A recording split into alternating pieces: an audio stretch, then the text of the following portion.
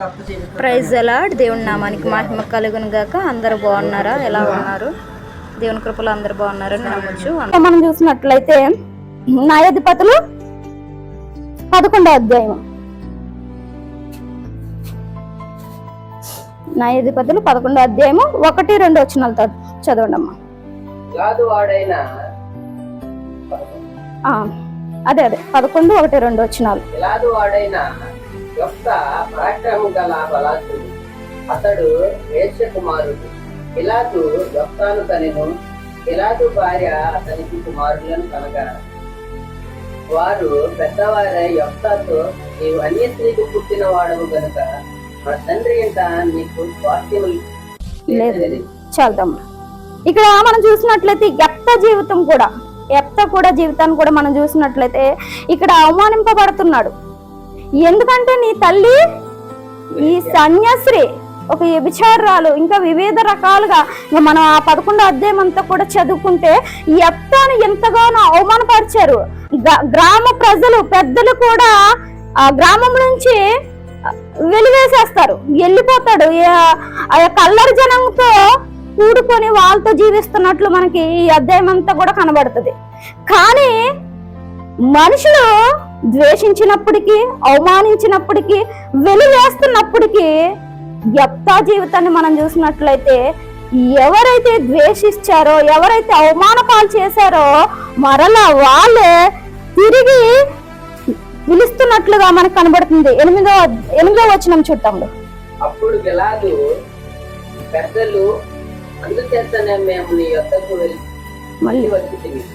నీవు మాతో కూడా వచ్చి అమ్మోనీయులతో యుద్ధము చేసిన ఎడల గిలాదు నివాసులమైన మా అందరి మీద నీవు అధికారుగా ఉండువని యెఫ్తాతో అనేది. చాలు. వీళ్ళెవరండి?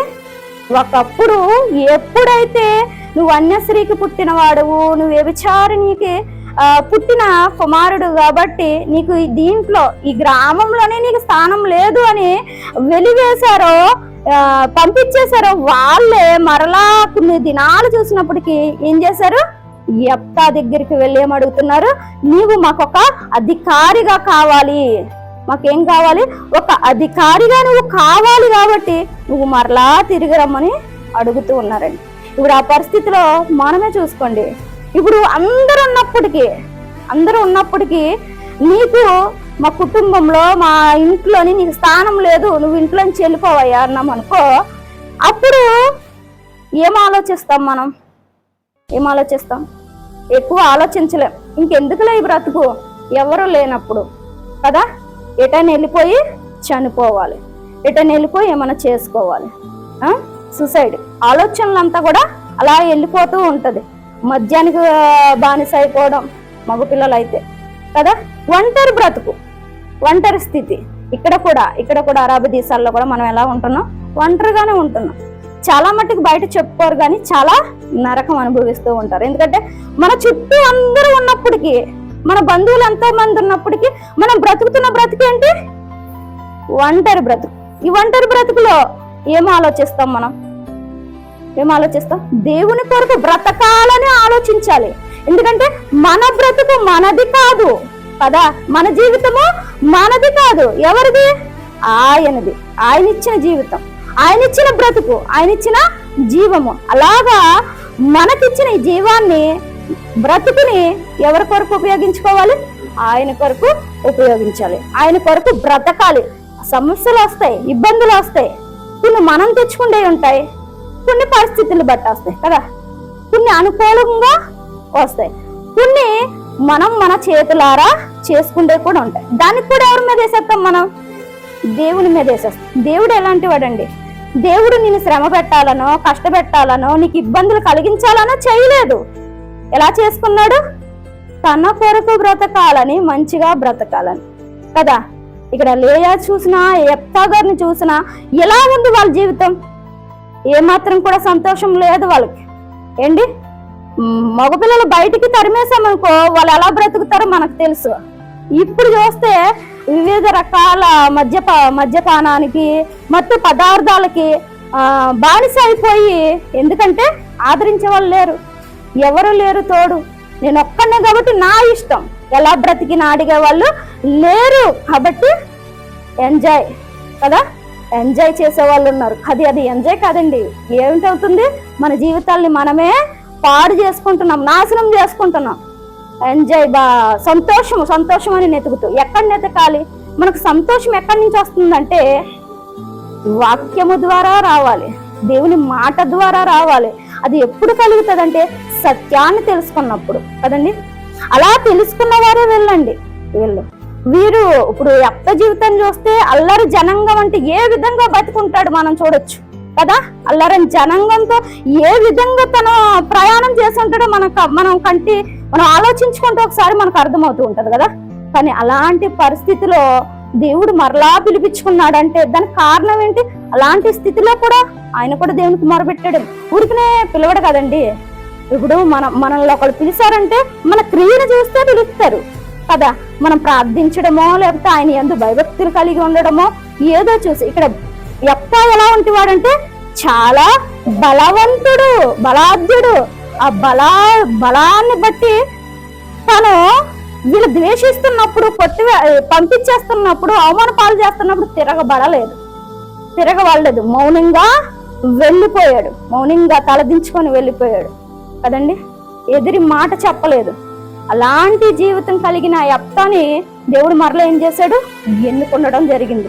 న్యాయాధిక మన ఒక గొప్ప అధికారిగా మనం చూస్తూ ఉన్నాం కదండి. అలాగా మన జీవితంలో కూడా ఎన్నో జరుగుతూ ఉంటాయి. కానీ ఏం చేయాలంట? బ్రతకాలి, బ్రతికి చూపించాలి. ఏమో ఈ సమస్యను బట్టి దేవుడు ఏ గొప్ప మేలు చేసి ఉన్నాడో, ఈ యొక్క ఇబ్బందులను బట్టి దేవుడు ఏ యొక్క మార్గము చూపిస్తున్నాడో అని మనం ఎదురు చూడాలి. అంతే కదా. కృంగిపోవడం కాదు. కృంగిపోయే స్థితి ఎవరిని చూస్తున్నాం మనం? లేయని చూస్తున్నాం.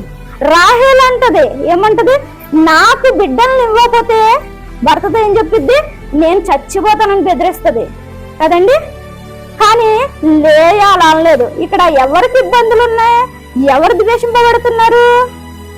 లేయా ద్వేషింపబడుతుంది. కానీ తన నోటంటే ఏమి రాలేదు, చస్తాను అన్న మాట రాలేదు. మనం ద్వేషింపబడుతున్నప్పుడు నీవు ద్వేషింపబడుతున్నప్పుడు ఎవరిని జ్ఞాపకం చేసుకోవాలి? యేసయ్యని జ్ఞాపకం చేసుకో. ఎందుకంటే ఆయన కూడా ఏం చేసి, ఆయన కూడా యేసుప్రభు వారు కదా, ఆయన దైవ కుమారుడు కదా, దేవుడు కదా అని ఏం పువ్వుల్లో పెట్టి పెంచారా? అలాగా ఆయన్ని చూసుకున్నారు ఎవరన్నానే? అసలు గౌరవమే ఇవ్వలేదు ఆయన్ని కదండి. గౌరవం ఇచ్చారా ఎవరన్నానే? అసలు ఇంత బయట కూడా మనకు కూడా రావు. అన్ని అవమానాలు ఆయన్ని అవమానించినట్లుగా మనకు కనబడుతూ ఉంటది. అందుకనే చూడండి, యోహాను సువార్తలో యేసుప్రభు వారి గురించి ఒక మాట ఉంటది. 15వ అధ్యాయము 18వ వచనం. యోహాను సువార్త. లోకము నిన్ను ద్వేషించిన ఎడల నీకంటే ముందుగా నన్ను ద్వేషించనని మీరు ఎరుగుతుంది. చాలు. ఇక్కడ ఏమంటున్నారు? యేసుప్రభు వారు మిమ్మల్నే కాదు, ఈ లోకము నన్ను కూడా ద్వేషించింది, నన్ను కూడా చేదరించుకుంది, నన్ను కూడా అవమాన పాలు చేసింది. ఒకవేళ మిమ్మల్ని కూడా, మీ పరిస్థితి కూడా అదే విధంగా ఉంటే నన్ను ఒకసారి జ్ఞాపకం చేసుకోండి. మీకంటే ముందుగా అంటున్నాడు. ఏంటంట? మీకంటే ముందుగా నేను ద్వేషింపబడ్డాను, అది మర్చిపోవద్దు. ఏంటంటే మీకంటే ముందుగా నేను ద్వేషింపబడ్డాను కాబట్టి ఆ విషయాన్ని మీరు జ్ఞాపకం చేసుకోండి అంటున్నాడు కదండి. మరి ఎంతమంది జ్ఞాపకం చేసుకుంటున్నారు? ఈరోజు ఇక్కడ మనం ఇలా మాట్లాడుకుంటూ ఉంటున్నాం కదండి. ఇలా మాట్లాడుకుంటూ ఉన్నామంటే ఎవరి దయ, ఎవరి కృప? దేవుని కృప, దేవుని దయ. ఆయన ఈ జీవితాన్ని ఇవ్వబట్టి మనం బ్రతికి ఉన్నాం కదండి. కానీ ఈ జీవితాన్ని ఎవరికి మాదిరిగా చూపించాలంట?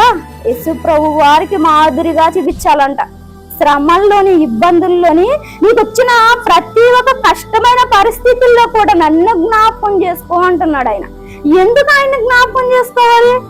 ఆయన సొంత కుటుంబం కొరకు, సొంత వారి కొరకు, తల్లిదండ్రుల కొరకు, లేకపోతే భార్య బిడ్డల కొరకు ద్వేషింపబడలేదు. ఎవరి నిమిత్తం ద్వేషింపబడ్డాడు? మనందరి నిమిత్తము ద్వేషింపబడ్డాడు ఆయన. ఒకసారి నా పరిస్థితి జ్ఞాపకం చేసుకోండి. మీకేదో అవమానాలు వస్తున్నాయని, మీకేదో శ్రమలు వస్తున్నాయని, ఇబ్బందులు వస్తున్నాయని, నిన్ను ద్వేషింపబడుతున్నారని, నిన్ను అవమాన పాలు చేస్తున్నారని ఒకవేళ కృంగిపోతూ ఉన్నావేమో, నీ బ్రతుకు జీవితంలో కన్నీరే జీవితాంత కాలము పరిష్కారం అని అనుదినము ఆ యొక్క వేదనలో నీవు ఉంటున్నావేమో. కానీ అది కాదు నీ బ్రతుకు. ఇది కొంతకాలం మట్టికే. నీకు ఆ సమస్య గుర్తు, ఆ యొక్క ఏ విషయంలో అయితే బాధపడుతూ ఉన్నావో అప్పుడు ఏం చేయాలంట? ఆయన్ని యేసు ప్రభు అని మనం జ్ఞాపకం చేసుకోవాలి. వీళ్ళే కదండి బైబిల్ గ్రంథంలో ఎంతో మంది ఎందుకు బ్రతికారో తెలుసా? ఎన్ని సమస్యలు వచ్చినా, ఇరుకులు వచ్చినా, ఎంతగానో కృంగుదల, ఇంత బయట అవమానాలు జరిగినా ఎందుకు బ్రతికి చూపించారంటే మరణమే పరిష్కారము కాదు. జీవితంలో బ్రతకాలంటే మరణము పరిష్కారము కాదు. బ్రతికి చూపించి దేవుని రాజ్యానికి వారసములు కావాలంటే మరణము మన దగ్గరికి వచ్చేదాకా బ్రతికి ఆయన కొరకు జీవించేవారుగా ఉండాలి. అట్టి వారిగా ఉండాలని కోరుకుంటూ ఈ కొద్ది మాటలను ముగిస్తున్నాం. అందరికీ వందనం.